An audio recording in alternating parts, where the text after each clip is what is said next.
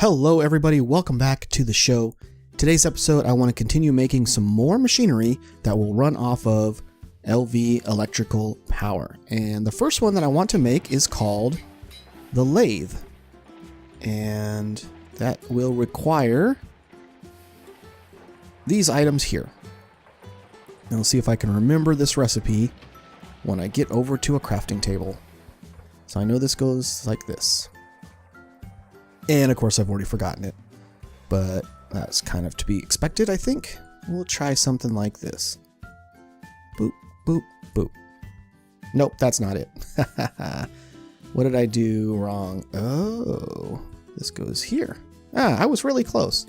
Okay, so the lathe, and it even kind of tells you it produces the rods more efficiently. So now that I have this, let's go ahead and plug it in to some power, and I'm just going to go upwards like so, and we'll put this guy here and let it all connect up. Great.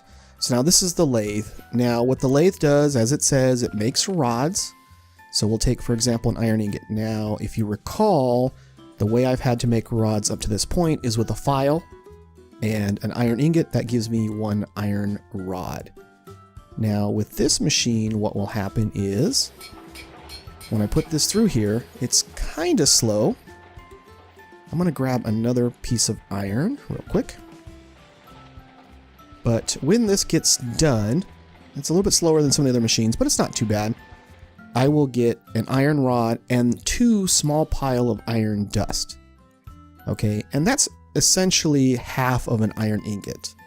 So I'm going to go ahead and do another one of these like this. And now I have 2 iron rods and 4 of this iron dust. And see, this 4 of these iron dusts I can put into a circle, into a square, and get a piece of iron dust. And that iron dust can be smelted into, you guessed it, a piece of iron. Let's put away these cooked potatoes. Like so. And once that's done, boop, I got an iron ingot. So I started with 2 iron ingots and I ended up with 2 iron rods and 1 iron ingot. So I basically got, so basically 1 iron ingot gives me 2 iron rods, where when I use the file, 1 iron ingot gave me 1 iron rod. So this halves the cost of the rods. And a little bit less important, but it's nice to do. You do a lot of rods when you're making, especially these motors, so that's nice for that. And there's rods that are used in other parts as well, but the motor seems to be the primary one. So again, another way to use my ores efficiently. I was doing some exploring and I found this. This is a mesa biome, which of course we have in vanilla Minecraft, but I feel like this looks a lot better than the vanilla Minecraft mesa biome. And, oh, I hear spiders. Spiders? And what's neat about this, I think, is that instead of being composed of the different colors of clay, this is composed of the various materials within the PFAA mod. So you can see there's some fuller's earth, some quartzite stone, there's the red sand, there's also, then up here you have sandstone, and as we get up a little bit higher, there's some limestone, and go up even farther and we get some mudstone, some more sandstone, and then, oops, a cap of red sandstone at the top, not just red sand, but red sandstone. And if we go up even farther, we will find some basalt stone, and then some trees, some dirt and some trees, looking, a little bit dead and parched almost. But yeah, I really thought this was really cool. I like the layers as it shows there. Again, similar to the vanilla mesa biome, but instead of just being sand, it's all these different new materials and textures that are within the PFAA mod. Alright, the next thing that I want to make is called a polarizer, and it is made, well, first of all, it's made with these 2x tin wires, and I haven't shown how to make this, but basically you put 2 tin wires together and you'll get a 2x tin wire. If you put 2 of those together, you get a 4x tin wire, and I think you see how that's going. So it's really not difficult to make at all. I need some iron rods and some tin cables and these 2x tin wires, and I get this basic polarizer. So I'm going to plug the basic polarizer in. I think I want to put it up there. Let me grab something easy to mine up, like this dirt. And we'll just pull up like this. I'm going to put the polarizer here, and we'll give it some power like that. All right. And what the polarizer does is it will take a rod of some type. So let's go ahead and take an iron ingot and run that through our lathe real quick so I can have a rod. I don't think I have any other rods available. I have a copper one, but I don't want to use that. But it will take a rod and turn it into a magnetized rod. So again, polarizer, put the rod in there, goes through, and I get this magnetic iron rod. I believe you can also do this with ingots. Now, it basically magnetizes things, so I can make magnetic iron plow heads. Don't know what those are for, to be honest with you, I have no idea, but it basically makes magnetic things. So in the past, the way that I would make this magnetic iron rod was by combining a rod with 4 pieces of redstone. Now I can do it with just the rod and some electricity, which is kind of nice. Honestly, I have quite a bit of redstone, so it's not critical for me to be able to do that.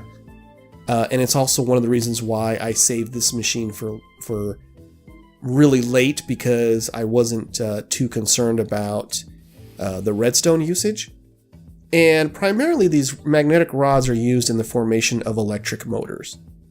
There's a few other things that it's used in, but I think that's the primary thing that I can think of. So very handy to have a polarizer. Alright, so the next machine, I should say, that I want to make is called a pump. Now the pump is made with these pumps, electric pumps. These pumps work only when they're attached to a machine. You can use them to suck liquids out of a particular machine or into a particular machine, but they don't serve as blocks that you can place in the world, essentially, to work as a pump. At least not that I know of. If somebody knows that they can be, let me know. But you have to make 4 of these, and they're not terribly cheap to make. They each require one of these electric motors. We've seen those before. These bronze fluid pipes, tin rotors, a lot of tin going into making this. What was interesting was these rubber rings, which right now, the only way I could see to craft them from what I have now is from a rubber sheet with a knife. These rubber sheets I had to make in the alloy smelter, and it took 2 rubber bars and a plate mold to make the rubber sheet. I had to make the plate mold, so that was 4 more pieces of steel. But in the end, I have these pumps. I can put them into the configuration, and now I have the basic pump. Now, it does kind of what you would think that it does. It will pump out liquids. So what I need to try to do is figure out how I can use this in order to pump water into these small coal boilers. Essentially, I think that if I can somehow do that, things will be a little bit easier for me instead of having to constantly go through with a bucket and filling these things up with water. But I haven't actually figured out how I am going to do this. So I think what I'm going to try to do off the bat is grab some blocks to build with, of course. And I can put my shears away for now. So what I want to think I'll do is I want to put this over this body of water here. And then take that out. And I'm going to need some more tin cables. Definitely do not have enough tin cables. Okay, so now I should have power going to the basic pump. And the next thing that I will need to do is you have to provide the basic pump with some of these mining pipes. And these mining pipes are made with iron plates and this tree tap, which is just 5 pieces of wood. And each one of these recipes gives me 8 mining pipes. So let me make those. Alright, so I've got the mining pipes. And basically each mining pipe is 1 block down. This basic pump will operate downward. And it goes down to the level of wherever the water is. So I would only really need 2 of these mining pipes in here. But I'm going to go ahead and put both of them in there. I think they go in that slot there. Okay, so there it's coming down. And then it will, it will keep going down until it finds water. And then once it finds water, or a liquid, a fluid of some type, in this case the water, and once it finds the water, it will begin to suck up the water into its internal reservoir. You can see here that it's doing that periodically, pumping up the liquid. It is apparently destroying the water, which is not what I thought it would do. And not what I want it to do. So that is somewhat distressing. Well, it would appear that this idea of mine will not work. You can see here, what I tried to do is I made a 3x3 and made it into an infinite pool. But you'll see that I have these 2 spots are missing, and the rest of this appears to be source blocks of water, but they're not flowing into these empty spaces here, and then thus creating a new infinite, renewing the infinite source of water. This basic pump only holds 16,000 liters, I guess they call it, liters of fluid, or 16 buckets worth of fluid. And so this is actually full, so it stopped pumping. But it would appear that GregTech has it coded in such a way that when it removes a source block of water, it does not cause the flowing of water around it. And because it's not flowing, it's not renewing the infinite water source. So, yes, a bit distressing for me. Not what I wanted it to do. Okay, so what I'm going to try to do now is I'm going to try to do this with the industrial craft pump. Now, I don't know that this is going to work any better, but as far as I know, the pump works similarly. I thought. Give it some mining pipes? No. Okay, actually, I think that the industrial craft pump has to be next to or right on top of the water, if I recall correctly. So I'm going to take that out, And let's again make this a nice infinite source of water. Let's try putting this like that and give it power. It's got power, but it's not sucking up water. Okay, this here, this little circle almost looks like it could be... Let's see, let's try putting it downward. Oh, okay, it's working now. Alright, I can see it filling up with water. It is, but it isn't. It is allowing it to, the infinite water source to refill. Okay, so that's good, but it's in an awkward location. So I am going to move it. Oops, I'm going to take that out. And I'm going to get my wire cutters. I have got too much stuff in my inventory right now. Let's get rid of some things. Like that. Okay, so I'm going to use these wire cutters to remove these cables. And this piece of dirt back. So now what I'm going to try to do is I'm going to put this industrial craft pump here. Again, I'm going to face it downwards and then provide it with some power through the tin cable like this. And so it has power, it is sucking up water, which is what I want it to do. Good. Now, I just have to figure out how to get the water out of this pump. I haven't used Industrial Craft 2 in a very, very long time, and I see that there's something here called a fluid ejector upgrade. There's all kinds of different upgrades. But I'm wondering if I attach a pipe with a pump, if that would work. So let me play around and see what I can find out. Okay, so I've made this fluid ejector upgrade. And it says here it automatically outputs to the first valid side.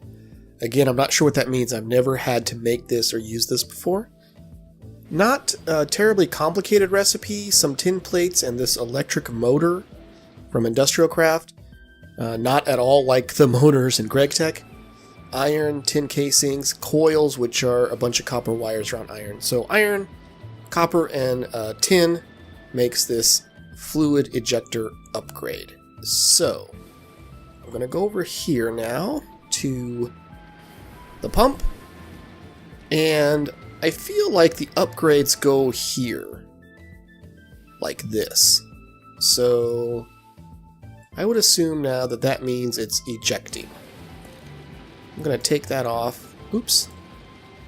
I want that piece of pump back. Oh, I cannot jump properly. Okay. This has got about that much water in it. And I want to see if I can just do something as simple as this. It's filling up with water. It is filling up with water. Oh, that is great. So I can basically do this, and this should keep these guys filled with water. Now the pump is gonna be a little bit overworked, and these nearer the ones that are closer are going to fill up first, but you can see they are all filling up with water, which means I don't have to manually put water into them anymore, and that makes me happy. The next thing, of course, will be figuring out a way to put the charcoal into them automatically, but I'm not going to worry about that just yet.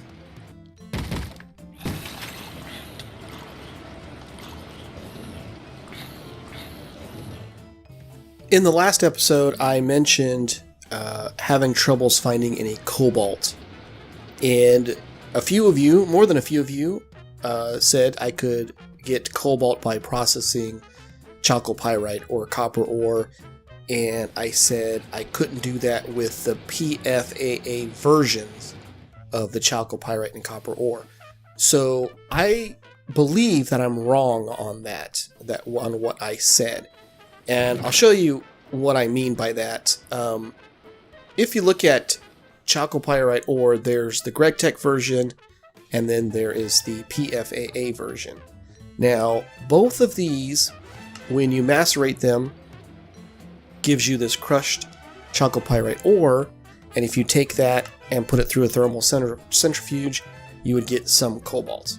If I do that with the PFAA version, I get the exact same result because I'm getting the exact same crushed chalcopyrite ore.